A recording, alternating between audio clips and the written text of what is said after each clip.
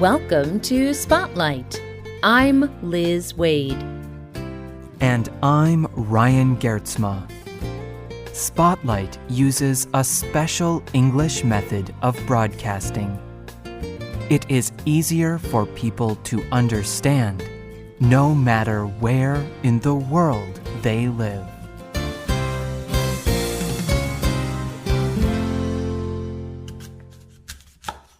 A woman cuts up a leafy, round, green vegetable, a cabbage. She mixes the cabbage leaves with spices to give it a good taste. She also adds water and salt. She lets the cabbage mixture sit for a few days. Then the woman tastes it, and her mouth waters. It is spicy and sour, like a yellow lemon fruit. The woman has made kimchi. This is a very famous fermented food from Korea. It has a special taste because of the way it is prepared. People make similar food from fermented cabbage in many parts of the world. In Latin America, it is called curtido. In Europe, it is called sauerkraut. And there are many other foods that can be prepared in a similar way. Today's spotlight is on fermented food around the world. Fermentation is a process that changes food through bacteria. Bacteria are so small that people cannot see them. They change the food so that it ages but does not decay. Instead, the taste of the food becomes stronger and often more sour. People began to ferment food thousands of years ago. There are different fermented foods in different parts of the world. For example, in China, the earliest fermented foods were the grains, rice and millet. But in the Middle East, people first fermented barley and wheat. Today, people still eat fermented foods. In fact, they may even eat fermented foods without knowing it. Bread, milk products, beer, wine, meat, beans, and grains can all be fermented. Milk is one of the most commonly fermented foods around the world. In southern Africa, people make a drink called amasi from milk. People leave milk out at room temperature. They add a little bit of old amasi to the milk. The old amasi is called a starter. It begins the process of fermentation. It contains bacteria that will make the milk ferment. After a few days, the milk turns a bit sour and becomes thicker. Many other cultures have a food like amasi. In English, it is called yogurt. There are also many fermented drinks. Some of these are produced to make alcohol, but there are many that have no alcohol in them. One of these is a common drink in Russia and its surrounding countries. It is called kvass. This fresh-tasting drink is made from dry bread. People put the bread into large bottles. Then they mix in water, sugar, and dried fruit. They also add a little bit of fermented liquid as a starter. After the kvass sits for a few days, people filter it to take out all the pieces. The result is a popular drink that is a bit carbonated, like a soft drink.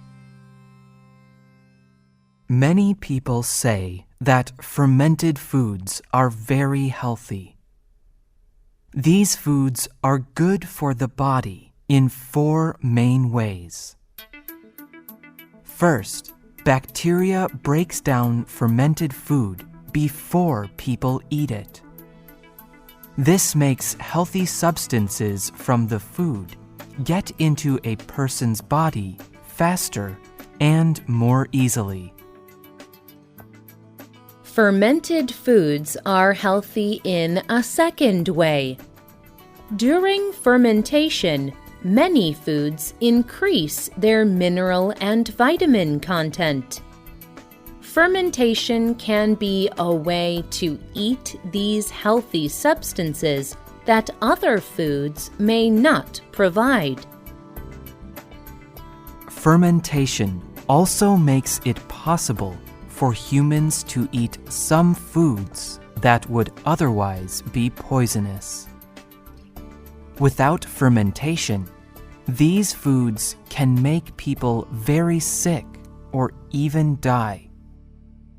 For example, many people eat bitter cassava, a light-colored root that grows under the ground.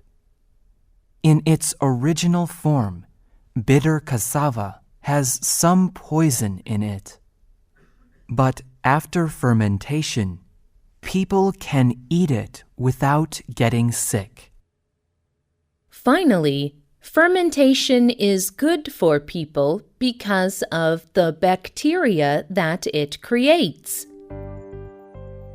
Bacteria are small living organisms. There are millions of them in our bodies and in our food. Sander Katz is an expert in fermentation. He explains to the news organization NPR why living bacteria are important for health. We could not survive without bacteria. They help our bodies to process and use the healthy substances in our food. And they play a huge part in preventing us from getting sick and in many other processes in our bodies. Our bacteria perform all kinds of necessary jobs for us. Another advantage of fermentation is that it is an easy way to keep food fresh longer. This is especially important in places where people do not have refrigeration. Fermenting food helps people store it over longer periods of time. For example, meat will go bad if it is not kept cold. But there are many traditional processes for fermenting or treating meat without refrigeration. Some people who have refrigeration still choose to ferment food. Fermentation is a good way to save energy, money, and fuel or electricity. For example, many people prepare soybeans using fermentation. Usually, it takes 6 hours to boil soybeans. But using a fermentation process, the soybeans only need to be cooked for 1 hour. Fermentation is also an important part of human history. Traditional foods such as kimchi, curtido, kvass, and amasi are very important in many cultures. In English, the word culture can mean different things. Katz explains in his book, The Art of Fermentation. We call the starters that we add to milk to make yogurt or to start fermentation cultures. At the same time, culture includes all that humans seek to pass from generation to generation. This includes language, music, art, literature, scientific knowledge, and belief systems, as well as ways of farming and cooking. Traditional ways of fermenting are not only good for health and cheaper to prepare. They are often an important part of cultural and family traditions. People are proud of their traditional foods. A family may have a special way to prepare kimchi or kvass that they enjoy together. The food becomes a way for people of all ages to connect with each other. Fermented foods have a long tradition. They are easy to make and have many healthy effects on a person's body. But there is one more simple thing that people know about fermented foods. They taste very good. What about you? Do you like fermented foods or drinks? How are fermented foods part of your cultural traditions? Tell us what you think. You can leave a comment on our website or email us at radio@radioenglish.net. You can also comment on Facebook at facebook.com/spotlightradio.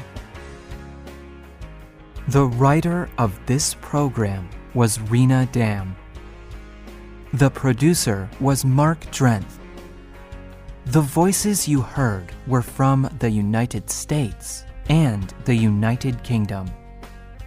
All quotes were adapted for this program and voiced by Spotlight.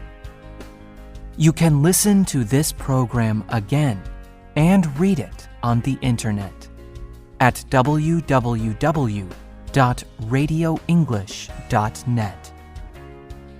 This program is called Fermented Foods, Health and History. We hope you can join us again for the next Spotlight program. Goodbye.